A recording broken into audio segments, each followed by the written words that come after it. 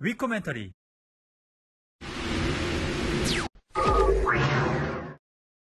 안녕하세요. 위코멘터리입니다.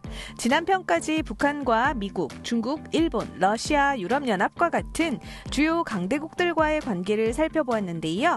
이번 편에서는 북한과 아시아, 아프리카 등 여러 비동맹국들과의 관계를 살펴보도록 하겠습니다. 김일성, 김정일 시기부터 북한은 아시아, 아프리카, 중남미 등 기타 국가들과의 외교관계도 추진하여 왔습니다. 1980년대 초 자주, 친선, 평화의 외교정책 기본 원칙 제시를 계기로 북한은 비동맹 국가들과의 외교관계를 추진해 왔었는데요. 특히 1990년대 초 소련과 동유럽 사회주의권 붕괴로 인해 냉전체제가 해체되고 세계 질서가 미국 중심으로 재편되자 북한은 체제 생존이 급선무였고 따라서 비동맹국들과의 외교관계가 매우 중요해졌습니다. 유엔에서의 남북한 체제 경쟁에서 열세를 만회하고 입지를 다지기 위한 후원국가가 필요한 상황이었기 때문에 비동맹국 외교를 더욱 강화해왔던 건데요. 북한이 비동맹 외교를 추진한 또 다른 이유는 반제, 반미 공동 전선 형성 및 북한의 통일 방안 지지와 유엔에서의 비동맹 그룹 국가가 많다는 점을 활용하려는 의도도 있었습니다. 2000년대부터 북한은 아시아, 아프리카 비동맹국들에게 자신들의 핵 보유가 자위적 방어수단인 것임을 강조하였습니다. 그러나 2006년 미사일 발사와 제1차 핵실험으로 인해 국제사회에서의 비판의 목소리로 한동안 북한의 비동맹국 외교는 이어질 수가 없었습니다. 그리고 2009년 북한의 장거리 미사일 발사와 제2차 핵실험으로 유엔 안보리 대북제재 결의안이 채택되면서 북한의 비동맹 국가와의 대외관계도 더욱 어려운 상황에 직면하게 되었습니다.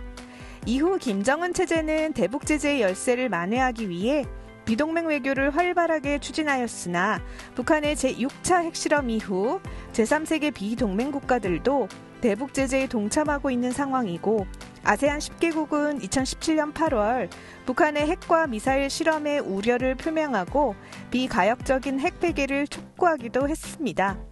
같은 해 9월에는 아세안 의장국인 필리핀 정부가 유엔 안보리 대북제재 조치를 시행하기 위해 북한과의 교역을 전면 중단한다고 밝히기도 했습니다. 하지만 미국 대표의 발표에도 불구하고 아세안 장관들은 공동 성명에서 북한의 아세안 지역안보포럼 자격 문제에 대해서는 문제를 제기하지 않았습니다. 북한에게 제3세계 비동맹국들과의 외교는 국제사회의 고립에서 벗어나고 체제를 유지하기 위한 중요한 수단입니다. 2018년 이후에도 북한은 비동맹국가 및 전통적 친북국가와 연대를 강화하면서 대외 여건 개선에 주력했습니다. 특히 동유럽, 아프리카, 아세안 국가 등 우호 국가 중심으로 외교 활동을 재가동하였는데요. 리수용 당 부위원장은 2018년 7월에 쿠바를 방문하여 교류와 협조에 관한 합의서를 조인하였고 같은 해 11월에는 바 국가평의회 의장이 북한을 방문하여 김정은 위원장과 정상회담을 실시하기도 했습니다. 북한 김정은 체제는 2019년에도 제3국 비동맹 국가들과 친선 관계를 유지하였는데요.